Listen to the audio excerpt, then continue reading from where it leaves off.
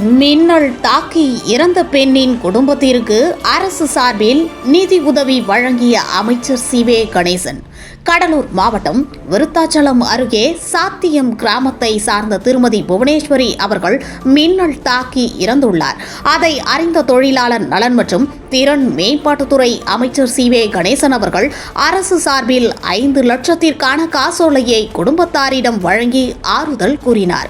இதில் நல்லூர் வடக்கு ஒன்றிய செயலாளர் பாவாடை கோவிந்தசாமி, தொழிலாளர் நல வாரிய செயற்குழு உறுப்பினர் KNT சங்கர், மாவட்ட கவுன்சிலர் செல்வி ராஜரத்தினம், கிளைக்கழக நிர்வாகிகள், பொதுமக்கள் என பலர் கலந்து கொண்டனர்.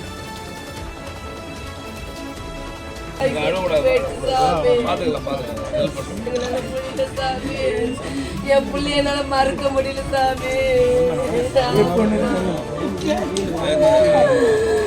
என் பொண்ணு ஒரு பொண்ணு பார்த்து பார்த்து வளர்த்த சாமி. என் புள்ள கொல்லிக்கு வந்த புள்ள ஊட்டி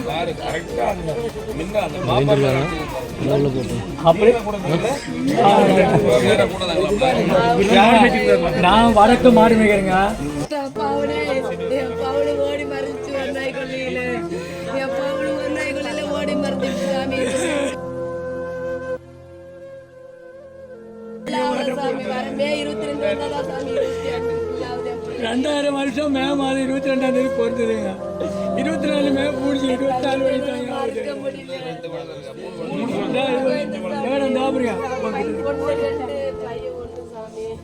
இந்த பொண்ணு இந்த பையன் இந்த பொண்ணு இறைவனா கூப்பிட்டு நல்லா ஒன்றும் பண்ண முடியாது.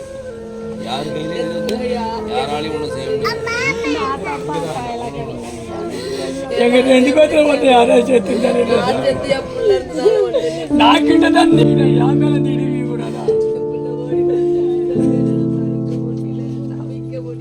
என் மேல